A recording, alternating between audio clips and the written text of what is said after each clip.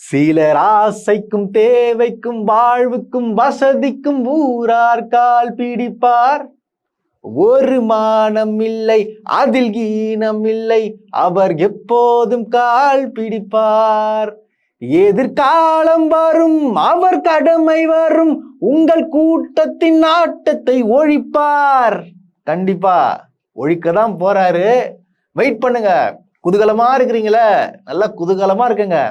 திமுகவோட கூட்டணியில் இருந்துங்கன்னு திமுகவுடைய தொண்டர்களையும் சரி, அவங்க தலைவர் நிறைய பேர் உங்களுக்காக பிரச்சாரம் பண்ணி திமுக தொண்டை ஊடு ஊடா போயிட்டு ஓட்டு கேட்டு உங்களை ஜெயிக்க வச்சு உட்கார வச்சா இப்ப என்ன பண்றீங்க கேட்டா, இது துரோகம் இல்லை.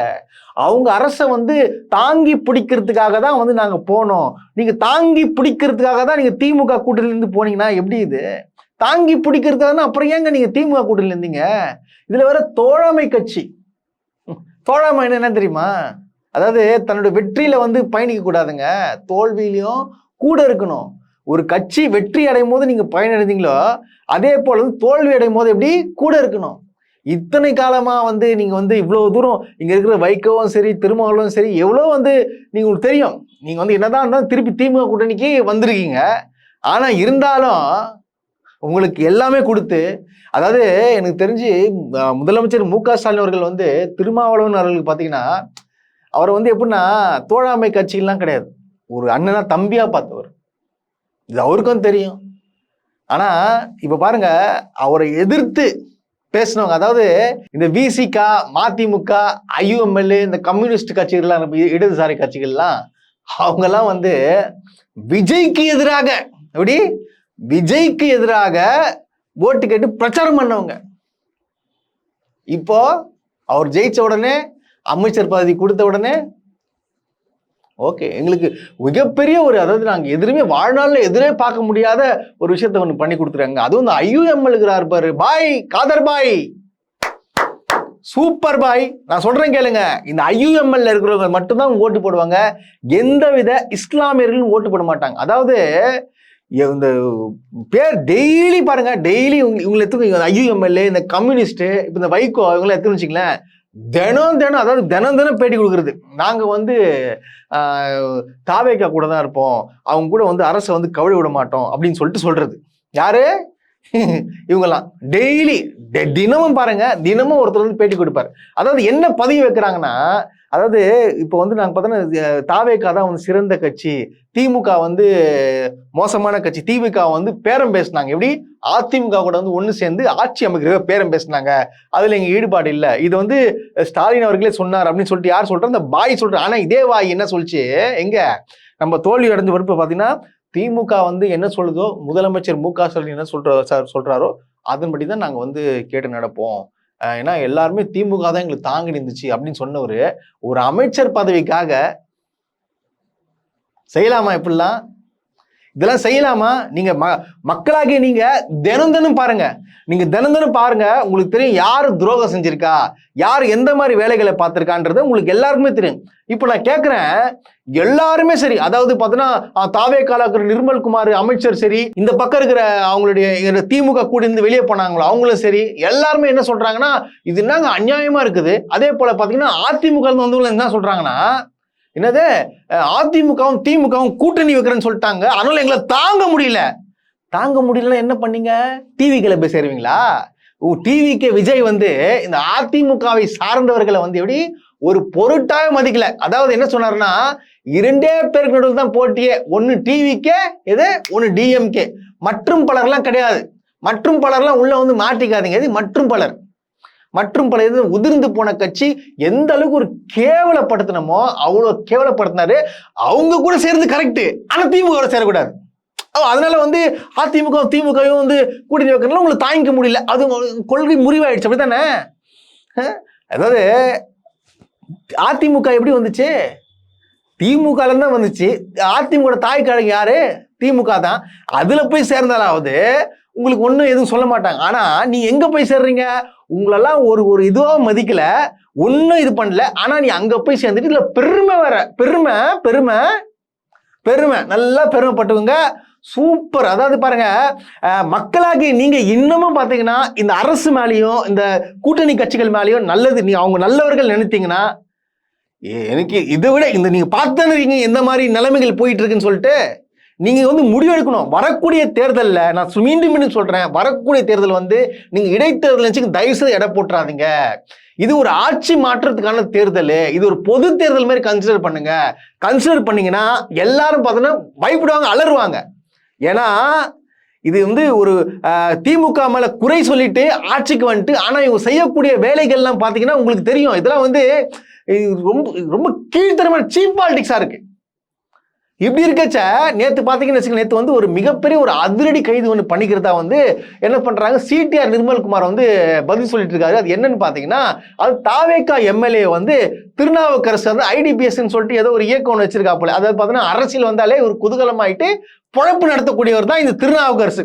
இந்த திருநாவுக்கரசு என்ன பண்ணுறாருன்னா, டிவிகே எம்எல்ஏ வந்து குதிரை பேரம், அதாவது பார்த்தீங்கன்னா காசு கொடுத்து விலை வாங்குவதாக வந்து ஒரு நியூஸ் வந்ததுனால இவர் மேல கைது பண்ணியிருக்காங்க. அவர் கூட சேர்ந்து 4 பேரையும் கைது பண்ணியிருக்காங்க. செந்தில் பாலாஜி உறவினரை யாரையும் கைது பண்ணியிருக்காங்க சொல்லிட்டு. ஆனால் எல்லாத்திலையும் பாருங்க, ஏன்னா கரூர் விவகாரத்தில் என்ன பண்ணாங்க, அந்த 40 பேர் இறந்தாங்க பாருங்க, அப்பயும் பார்த்தீங்கன்னா செந்தில் பாலாஜி தான் காரணம். அப்புறம் பார்த்தீங்கன்னா இந்த 10 ரூபாய் பாட்டில் அப்படின்னு சொன்னாங்க, இப்போ அது ரிவர்ஸ் ஆகிட்டு இப்போ 20 பாட்டில் ஆகிட்டு உங்களுக்கு என்னென்ன சர்ச்சை ஆகிட்டு தெரியும். அப்புறம் பார்த்தீங்கன்னா இந்த எலக்ட்ரிசிட்டியில் ஆர்டிக்ஸ் திருட்டாங்க, இதுக்கு வந்து செந்தில் பாலாஜி தான் காரணம் அப்படின்னு சொல்லிட்டு போட்டாங்க. அதுவும் வந்து ஃப்ளாப்பு. அதாவது ஒரே ஒரு நரேட்டிவ் செட் பண்ணி எல்லாத்துக்கும் எந்த விஷயம் இருந்தாலும் செந்தில் பாலாஜின்ற ஒரு பேரை யூஸ் பண்றது. இப்போ செந்தில் பாலாஜி மேல வந்து இப்போ என்ன சொல்றாங்கன்னா, இப்போ காவல்துறை அவனை தேடிட்டு இருக்குன்னு சொல்லிட்டு ஒரு தகவல் வந்துட்டு இருக்கு. நீங்க பண்ணுங்க, என்ன பண்ணுங்க. ஆனா மக்களாகி நீங்க பாக்குறீங்கல்ல, நீங்க கொஞ்சம் யோசிச்சு பாருங்க. முன்னாடி என்ன பேசினாங்க, இப்ப என்ன நடந்துட்டு இருக்கு, இப்ப என்னென்னலாம் வந்து இவங்க ஒரு மாற்றம் என்ற பேர்ல என்ன பண்ணிட்டு இருக்கிறாங்க, இதெல்லாம் நீங்க யோசிக்கணும். இதெல்லாம் யோசிச்சு நீங்க சிந்திக்கணும். தயவுசெய்து சொல்றேன், நீங்க சிந்திக்கணும். மக்களாக நீங்க உஷாராயிடுங்க. இது வந்து இந்த அரசியல் வந்து இது வந்து இப்போ வந்து இந்திய அரசியலே பார்த்தீங்கன்னா, இந்தியா எல்லா ஸ்டேட்டும் பார்த்தீங்கன்னா நம்ம தமிழ்நாடை உற்று நோக்கிட்டு இருக்கு. என்ன இது இந்த மாதிரி ஒரு அரசியல் நடந்துட்டு இருக்கு, இந்த மாதிரி எந்த ஸ்டேட் நடக்காத ஒன்று இங்கே நடந்துட்டு இருக்கு அப்படின்னு சொல்லிட்டு எல்லாம் பேசிட்டு இருக்கிறாங்க. உண்மை தான். நான் சொல்றேன், எதுக்கு இவ்வளோ பிரச்சனை, மொத்தமாக கழிச்சிட்டு ஃபர்ஸ்ட்ல இருந்து எலெக்ஷன் வச்சிருங்களேன். எதுக்கு இவ்வளோ பிரச்சனை நடக்குது? இப்போ எப்படியோ இடைத்தேர்தல் வைக்க போறீங்க, கேன்சல் பண்ணிட்டு மொத்தமா ஒரு தேர்தல் வச்சிடலாம். ஒரு 6 மாசம் கழிச்சு முடிஞ்சிருமே. அப்போ தெரிஞ்சிடும் மக்கள் வந்து யார் பக்கம், இப்போ தெரிஞ்சிடும்ல மக்கள் யார் பக்கம் இருக்கிறாங்கன்னு சொல்லிட்டு. இதை விட்டு ஏன் இந்த மாதிரிலாம் நடந்துட்டு இருக்கு? இப்போ முதலமைச்சர் விஜய் அவர்களுக்கு வேண்டுகோள், இப்போ என்ன, இப்போ உங்களுக்கு நீங்க வந்து 234 தொகுதியில வந்து நீங்க ஜெயிச்சிருப்பீங்க தானே, இப்போ உங்க மக்கள் வந்து ஃபுல் ஆதரவு இருக்காங்க தானே. ஓப்பனா சொல்றேன், இன்னும் 6 மாசத்துல தேர்தல், 3 தேர்தல் வைங்க, வச்சு பாருங்க. அப்போ தெரியும் மக்கள் வந்து யார் பக்கம் இருக்கிறான்னு சொல்லிட்டு, உண்மை யார் பக்கம் இருக்குன்னு சொல்லிட்டு சொல்லுங்க. ஆனா அவனா சொல்றீங்களே, என்னது குளத்தூர்ல வந்து குளத்தூர் 5 நிமிஷம் பேசுறதுக்கே வந்து என்னது பேசுறதுக்கு வந்து குளத்தூர் என்ன ஆச்சு தெரியும் அப்படின்னு சொல்லி சொன்னீங்களே. குளத்தூர் பேசுறீங்களே. அப்போ குளத்தூர்ல இருந்த விஎஸ் பாபுக்கு என்ன பண்ணுங்க, அமைச்சரவை கொடுங்க பார்க்கலாம், கொடுங்க. அதாவது அந்த பார்த்தீங்கன்னா முக்கிய அமைச்சர்கள் எல்லாம் ஜெயிச்சவங்களுக்குலாம் என்ன பண்ணீங்க, கொடுத்தீங்க. சீமான தேசத்துக்குலாம் பார்த்தீங்கன்னா எங்க அந்த பல் டாக்டர் அவர்கள் பார்த்தீங்களா, அவருக்கு ஒரு அமைச்சர் கொடுத்தீங்க. அப்புறம் வந்து இந்த முருகனை ஜெயிச்சவனுக்கு கொடுத்தீங்க, அவங்களுக்கெல்லாம் கொடுத்தீங்களா அமைச்சரை பற்றி. அதே மாதிரி விஎஸ் பாபு கொடுங்க. ஏன் கொடுக்க மாட்டீங்கன்னா, இவருக்கே தெரியுமே விஎஸ் பாபுலாம் வந்து அந்த ஒருத்தே கிடையாது, அவர் எப்பாற்பட்ட ஆளுன்னு சொல்லிட்டு தெரியும்ன்றது உங்களுக்கு தெரியும். அதனால நீ கொடுக்காம இருக்கிறீங்க. இதெல்லாம் என்னது இது எப்படி சொல்றது? நான் என்ன சொல்றேன்னா, யாரெல்லாம் வந்து இந்த மாதிரி பேசுறீங்களோ தயவுசெய்து சொல்றேன், 234 தொகுதியிலும் தேர்தல் வச்சிருங்க. பெஸ்ட். எதுக்கு பிரச்சனை, எதுக்கு இந்த குழப்பங்கள், எதுக்கு குதிரை பேரங்கள்? வாங்க ஓப்பனா வச்சுட்டு போயிடலாம். 6 மாசம் தேர்தல் வச்சிருங்க. அறிவிக்க முடியுமா? திராணி இருக்கா, தெம்பு இருக்கா சொல்லுங்க. ஸோ வந்து இப்போ என்ன பண்ணியிருக்காங்க, இவங்களாம் கைது பண்ணிட்டு இவர் என்ன பேட்டி கொடுக்குறாருன்னு பார்த்தீங்கன்னா, என்ன பேட்டி கொடுக்குறாரு, அதாவது இந்த மாதிரி பார்த்தீங்கன்னா டிவிகே எம்எல்ஏ வந்து திமுக வந்து இப்போ வாங்க ஆரம்பிச்சிச்சு பார்த்தீங்களா, இதுதான் குதிரை பேரம். எப்படி இதான் குதிரை பேரமா? அதாவது திமுகல இருந்து இவர் வாங்கினாராம். இது திருநாவுக்கரசு யாரு, திமுகலா இல்ல அவர் ஒரு அரசியல் புரோக்கரு. இவர் மே 6ஆம் தேதி, சரி, அதாவது பார்த்தீங்கன்னா இவரு பொலிட்டிக்கல் ஸ்ட்ராட்டஜின்னு சொல்லுவாங்க. இவர் யார் ஜெயிக்க போறா அப்படின்னு சொல்லிட்டு ஒரு ஸ்ட்ராட்டஜி வந்து ரிலீஸ் பண்ண ஞாபகம் இருக்கு எல்லாருக்குமே, நீங்க மறந்துட மாட்டீங்கன்னு நினைக்கிறேன். அவர் என்ன சொன்னாருன்னா, இதுல பாத்தீங்கன்னா ஒரு 3 பேருக்கு தான் வாய்ப்பு இருக்கு. ஸ்டார்டிங் முதல்ல பாத்தீங்கன்னா அண்ணாமலை வந்து முதலமைச்சராக வாய்ப்பு இருக்கு, 2வது விஜய்க்கு அவர்களுக்கு வாய்ப்பு இருக்கு, 3வது தான் மு.க. ஸ்டாலின் அவர்களுக்கு வாய்ப்பு இருக்கு அப்படின்னு சொல்லிட்டு யார் சொல்றா, இந்த திருநாவுக்கரசு சொல்றாரு. இது திருநாவுக்கரசு ஃபுல்லா புரோக்கர். ஆனா பாத்தீங்கன்னா யார் ஜெயிச்சா, விஜய் ஜெயிச்சிட்டாப்புல. ஆனா திமுகக்கு ஆதரவு தெரிவிக்கவே இல்லை. ஈவன் தான் பாத்தீங்கன்னா மே 6ஆம் தேதி ஒரு பேட்டி ஒன்று கொடுத்துருக்காரு. இந்த பேட்டியை நீங்க பாருங்க. அதுக்கடுத்து வந்து 18 சர்வே வந்து இப்பதான் பாக்குற புதுசா இருக்கு. அதிமுக திமுக ரெண்டு பேருமே செட் பண்ணி என்ன பண்ணாங்கன்னா தாவேகா வந்து இல்லாம திமுக அதிமுக ஒரு நெகட்டிவ் வந்து செட் பண்ணாங்க. ஸோ இவங்க ரெண்டு பேருக்குலாம் போட்டி தாவேக்கா ஒன்றுன்ற விஷயத்த ஸ்ட்ராட்டஜி நிறுவனங்களா அவங்க திமுக அதிமுக அந்த நிறுவனங்களாம் செட் பண்ணாங்க. ஸோ ஆனால் இது ஒரு விஷயம் செய்தி வெளியும் போது அப்புறம் நான் உண்மையை சொன்னால் என்ன விலை போயிட்டான்னு ஒரு வீடியோவும் போடுறான். ஸோ அப்படி ஒரு தொலைக்காட்சி சேனலில் பிடிச்சிடும். தொலைக்காட்சி சேனலில் வந்து பார்த்தீங்கன்னா அவங்க என்ன வந்து தப்பாகவும் ரெப்யூட்டேஷன் பண்ணி விடுறாங்க. அப்படி பார்க்குறப்ப இந்த மாதிரி சூழ்நிலை ஒரு சர்வே எப்படி விடுவீங்க? இந்த மே 6ஆம் தேதி இந்த கொடுத்த பேட்டியில் என்ன சொல்லியிருக்காருன்னா, எனக்கு இந்த ஜான் ஆரோக்கியசாமி, ஆதவ் அர்ஜுனா மற்றும் பலர் முக்கிய நிர்வாகிகள் எல்லாமே பழக்கப்பட்டிருக்கிறாங்க. நாங்க வந்து அவர்கிட்ட நாங்க முன்னாடி சொல்லிட்டு நீங்க தான் ஜெயிக்க போறீங்க எல்லாமே சொல்லியாச்சு, எல்லாமே எங்க கூட தான் இருக்கிறாங்க, எல்லாமே பார்த்தீங்கன்னா டிவிக்கே வெற்றி வாய்ப்பு அதிகம் எங்கெல்லாம் பாராட்டினாங்க அப்படின்னு சொல்லிட்டு யார் சொல்றா? இவர் தான் சொல்றாரு. ஆனா இவரு வந்து திமுக சொல்லி இவர் வலிச்சாராம். அதாவது ஒன்னு சொல்றேன் கேட்டுங்க, இது வந்து இப்ப இந்த திசை திருப்பு கைது எதுக்காகன்னு பாத்தீங்கன்னு வச்சுங்களேன்.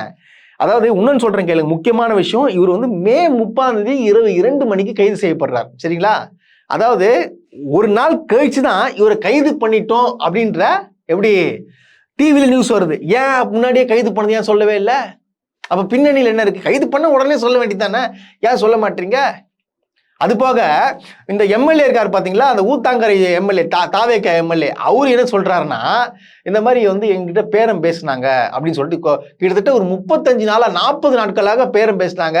இப்படி அந்த பெரும்பான்மை நிரூபிக்கணும் தெரியுமா? அப்போ வந்து வாக்களிக்க, அதாவது தாவேக்கா அரசுக்கு எதிராக வாக்களிக்க பேரம் பேசினாங்க சொல்லிட்டு இப்போ வந்து ஒரு சொல்றாப்புல. நான் கேட்கிறேன், 40 நாளா என்ன பண்ணிருந்தீங்க? இப்போ மட்டும் தான் வந்து உங்க மனசுல வந்து இந்த மாதிரி டிஎம்கே வந்து ஆளை வச்சு வாங்கன்னு சொல்லிட்டு சொல்றீங்களா? எனக்கு புரியலையே. இது எப்படி எது அதாவது பாருங்க மக்களே, ஒன்று மட்டும் புரிஞ்சுக்கோங்க.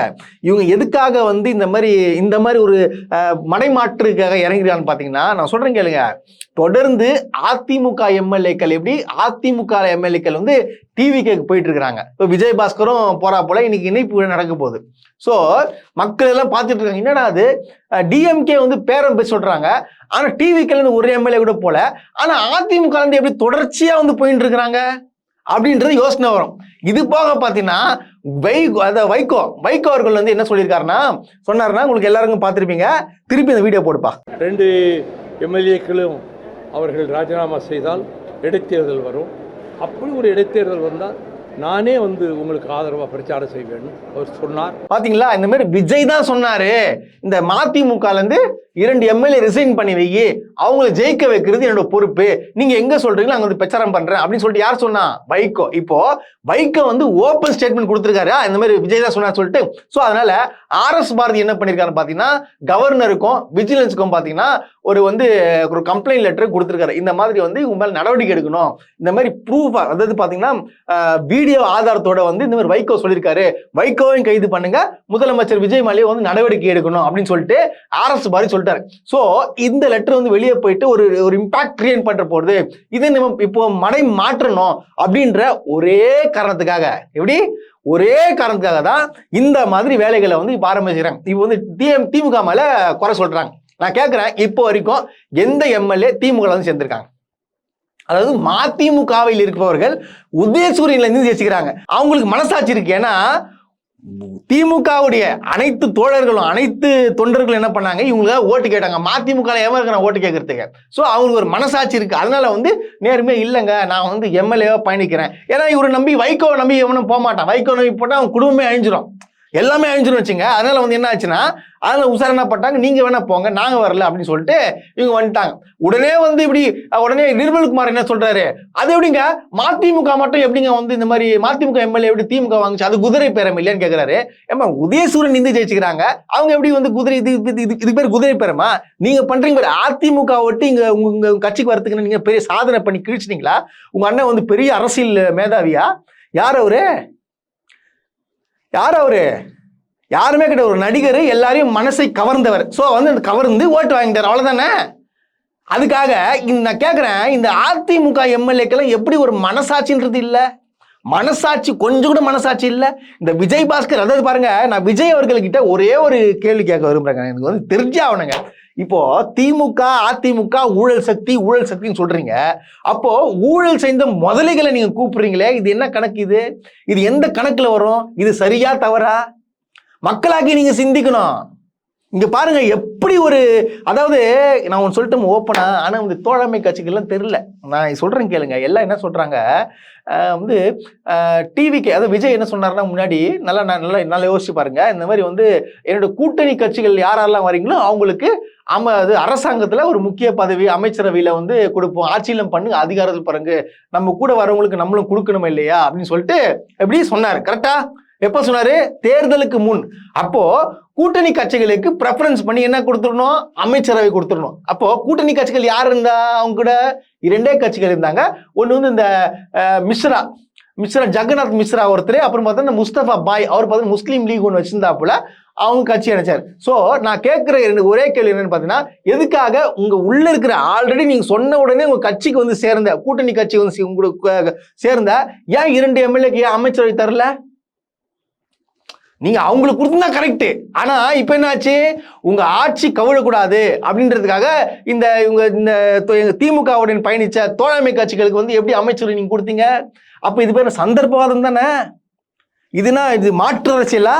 கிடையாது. உங்களுடைய சந்தர்ப்பவாதத்துக்கு தான் நீங்க யூஸ் பண்றீங்க தவிர இது மாற்று அரசியல் கிடையவே கிடையாது. இது ஏத்துக்க முடியாது. இது எப்படி மாற்று அரசியல் ஆகும்? இது சொல்லுங்க. மக்களாக நீங்க ஏன் இப்படி சிந்திக்க மாட்டீங்க? இன்னமும் ஏன் வந்து தலையில தூக்கி வச்சு கொண்டாடுறீங்க? தெரியல. ஏங்க, ஒரு நியாயம்னா நியாயங்க, இது உண்மை. எனக்கு நான் உன்னே ஒன்று சொல்றேன், திருமாவளவன் அவர்களுக்கும் வைகோ அவர்களுக்கும், வைகோ விட்டுருங்க, அவர் அரசியல்வாதியே கிடையாது, அது வேஸ்ட், அது புரோக்கர். அது அப்புறம் பார்த்தீங்கன்னா IUMLA, அப்புறம் பார்த்தீங்கன்னா மார்க்சிஸ்ட் இடதுசாரி கட்சிகள், அவர் உங்களை நம்பவே இல்லை. இதுதான் உண்மை. அவர் உங்களை நம்பவே இல்லை. அதனாலதான் என்ன பண்றாரு? அதிமுகவை இன்னும் பார்த்தீங்கன்னா அங்க இருக்கிற எல்லா எம்எல்ஏக்களும் வாங்க வாங்க வாங்கன்னு கூப்பிட்டு இருக்காரு. இது எப்போ வேணா வந்து உங்களை கைட்டி விடுறதுக்கான வாய்ப்பு நிறைய இருக்கு. நீங்க வந்து திமுக தான் உங்களை வந்து இந்த அளவுக்கு, எந்த அளவுக்கு உங்களை இது பண்ணி வச்சாங்களோ, ஆனா அந்த அளவுக்கு நீங்க என்ன பண்றீங்க? இப்போ துரோகம் செஞ்சுட்டு போறீங்க. இதுதான் உண்மை. ஏன்னா இப்போ இவங்க எவ்வளவு தைரியத்துல இருக்காங்க தெரியுமா உங்களுக்கு? பாஜக கூட பாத்தீங்கன்னா ரொம்ப இணக்கமாயிட்டாங்க அப்படின்றத உங்களுக்கு எல்லாமே தெரியும். ஆல்ரெடி பாத்தீங்கன்னா உங்களுக்கு சட்டசபையில என்ன ஆச்சுன்னு உங்களுக்கு தெரியும் இல்லையா? அந்த தேசிய கீதத்தை 2 தடவை பாடினாங்க. ஆனா தமிழ் தாய் வாழ்த்தை பார்த்தீங்கன்னா ஒரு வாட்டி தான் பாடினாங்க அப்படின்றத உங்களுக்கு எல்லாருக்குமே தெரியும். கேட்டா வந்து ஆளுநரை வந்து நல்லா வச்சுக்கணும், அவர் வந்து சந்தோஷமா அடிச்சுக்கணும் அப்படின்னு சொல்லிட்டு சொன்னாங்க. உங்களுக்கு எல்லாருக்குமே தெரியும். அதுக்கப்புறம் இந்த எலெக்ஷன் அப்போ ஒருத்தர் என்ன சொன்னார் பாத்தீங்கன்னா, VBG ராம்ஜி திட்டம் அப்படின்னு சொல்லிட்டு ஒன்னு கொண்டு வந்தாங்க இல்லையா? அந்த 100 நாள் வேலை திட்டத்தை வந்து பேரை மாத்துறாங்க, அதுக்கெல்லாம் நடக்கக்கூடாது, பயங்கரமா எதிர்த்து போராடுவோம் அப்படின்னு சொல்லிட்டு சொன்னாப்புல. யாரு? நம்ம அருண்ராஜ் சொன்னாப்புல. ஆனா இப்போ இன்னைக்கு அமலுக்கு வருது அந்த திட்டம். இப்ப என்ன பண்ண போறாங்க? இப்ப புரியுதுங்களாங்க எங்க இருந்து எங்க வருது? ஏன் வந்து இன்னும் பாத்தீங்கன்னா ஒரு நடவடிக்கை எடுக்க மாட்டாங்க, ஒன்றும் பண்ண மாட்டாங்க. அதாவது பாருங்க, எல்லாம் தெளிவா தெரிஞ்சுச்சுங்க. பிஜேபி கூட பக்கா இணக்கமாயிட்டாங்க. அதனால இவங்க என்ன வேணா செய்யக்கூடிய தயார் நிலையில் தான் இருக்கிறாங்க. யாரு? தாவேகா கட்சி. இதான் உண்மை. இதெல்லாம் வந்து மக்களாகிய உங்களுக்கு எப்படி புரிய வைக்கிறது? இன்னமும் பாத்தீங்கன்னா விஜய் வந்து நல்ல ஆட்சி பண்றாரு அப்படின்னு சொல்லிட்டு நீங்க கொஞ்சம் சிந்திச்சு பார்க்கணும். இதெல்லாம் வந்து எதா இருந்தாலும் ஒரு நேர்மையா பேசணுங்க. அது நேர்மையா பேசுறது நாங்க. இப்போ எதுக்கு நாங்க சொல்றோம் பார்த்தீங்கன்னா, விஜய் அவர்கள் வந்து என்ன கிண்டல் பண்ணாரு? யார? நம்ம திமுகவையும் முன்னாள் முதலமைச்சர் MK ஸ்டாலின் அவர்கள் வந்து என்ன சொன்னாருன்னா, ஒரு அடி சொன்னாரு. அதாவது இந்த வீடியோ பாருங்க என்ன சொன்னாருன்னு. இப்போ நம்ம ஸ்டாலின் சார் அறிவாலயம் பக்கத்துல யாரு நடந்து போனாலும், அறிவாலயம் பக்கத்துல யாரு நிழலுக்கு ஒதுங்கினாலும் கூட்டணியில சேர்த்துக்கிறாரு. அந்த வச்சிருக்கிற பணத்துல ஒரு பங்கு ஒண்ணு கொடுத்து அதுக்கு பேரு வந்து கல்லாப்பெட்டி கூட்டணின்னு வச்சிருக்கிறேன். என்ன சொன்னாரு? அறிவாலயம் பக்கம் போறவங்க எல்லாம், கூட்டணி போறவங்க எல்லாம் தூக்கி அவங்க கட்சிக்குள்ள போட்டுக்கிறாங்க, கூட்டணி கட்சியை சேர்த்துக்கிறாங்க அப்படின்னு சொல்லிட்டு சொன்னார்ல. இப்போ என்னது இது சார்? இப்ப என்ன இதுக்கு பேர் என்ன சொல்லுங்க? எப்படி எல்லாத்தையும் கூட்டணி? இப்ப எப்படி இது? அதான் இப்போ அதாவது இவங்க பண்ணா கரெக்டுங்க, இவங்க பண்ணா கரெக்ட், மத்தவங்க பண்ணா தப்பு. இவங்க மட்டும்தான் அப்படியே தூயவான் கட்சி, அப்படி எந்த விதமான தவறுதும் நடக்கல, ஒண்ணும் நடக்கல, எல்லாம் வந்து சிறப்பா வந்து போயிட்டு இருக்கு. இதுதானே சொல்ல வரீங்க? மக்கள் வந்து கண்டிப்பா வரக்கூடிய தேர்தல்ல மிகப்பெரிய மரணடி இருக்குது. அது யாருக்குன்றத நீங்க பொறுத்திருந்து பாருங்க.